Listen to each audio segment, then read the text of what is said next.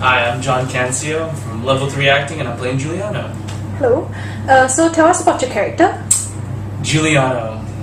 Oh man, he's just a lovely guy. He's the nephew of Piero, the grandson of Bella, and he's kind of aside from Lydia, he's kind of the first character you meet in the play. He's just a fun guy. He's a gay gentleman, and he's just, yeah, what else do you want to know? Nice. Okay, so what are some of the difficulties that you have faced so far in terms of the creation of this character? Good question. Initially, when I first read the script and I first heard that I was going to be casting him, I thought straight away, wow, okay, gay guy.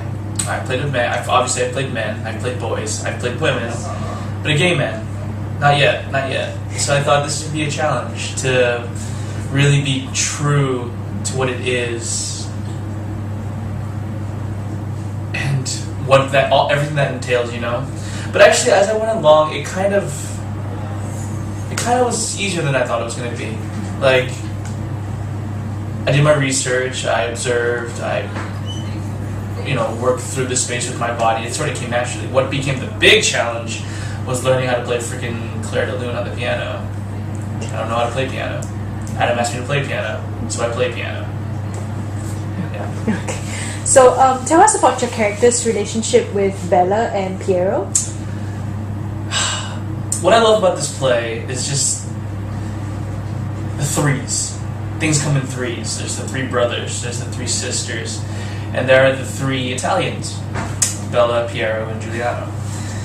The relationship Giuliano has with those two people, Bella and Piero, right, is that he completes that group. They all complement each other.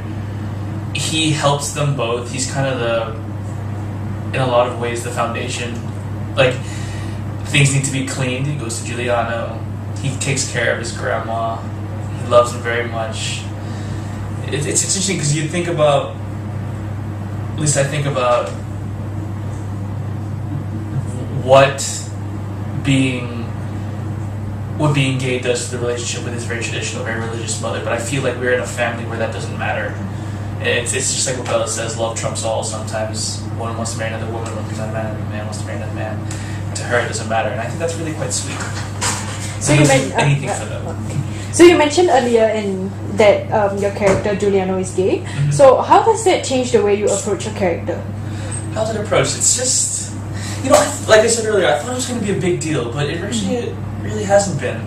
I'm the type of actor who, as they say, works inside out. Like I start with the thoughts, I start with how they think, how they view the world, and then I try to let that come out.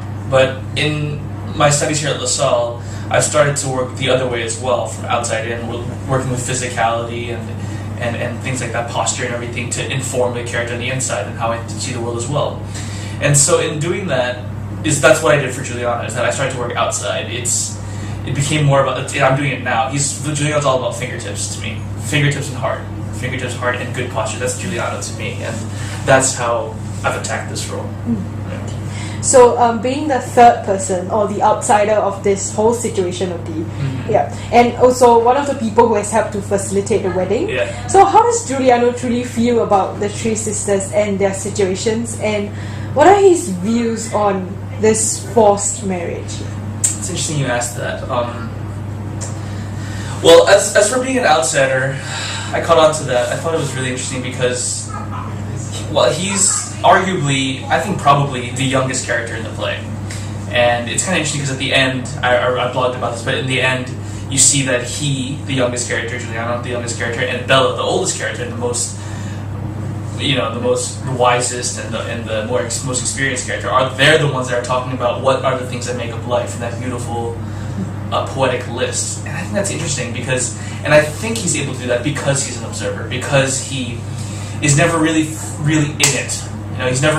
He's never in the mix. He's just outside observing and feeling and understanding, and he's not yet had a chance to get into it. But how he feels about the wedding is something I've been conflicted about, because very clearly, he facilitates it. Particularly in our production, he helps them get dressed, he brings them the presents and stuff. But I feel it provides great conflict within. You know, like I don't understand. He doesn't understand quite where to stand on this thing because he's been told by Bella and Pierre that this needs to happen for the sake of other things. This marriage has to happen. This wedding has to happen. But yet, following his heart, and particularly this bond that he's formed with Olympia and Lydia, less with Iona, is that he feels a bit of a loyalty to them, a bit of a sisterhood. Like, so it's a very conflicted. In other words, it kind of pulls him both ways, which I think is very interesting and very fun and difficult to play. I think. Yeah. Thank you. Thank you.